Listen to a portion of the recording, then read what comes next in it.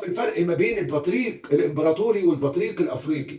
البطريق الامبراطوري بتلاقيه بيعيش في المناطق الجليديه، وسبحان الله بتلاقي الجلد بتاعه سميك وقوي، وبتلاقي الريش بتاعه ريش كثيف عشان يتحمل البروده ويقدر يتكيف مع الظروف القاسيه وانخفاض درجات الحراره. لو رحنا بقى في الاماكن الافريقيه هنلاقي مفيش ريش في البطريق الافريقي، وهنلاقي ان الجلد بتاعه خفيف، وهنلاقي حوالين عينيه بنلاقي ايه زي نظام جلد.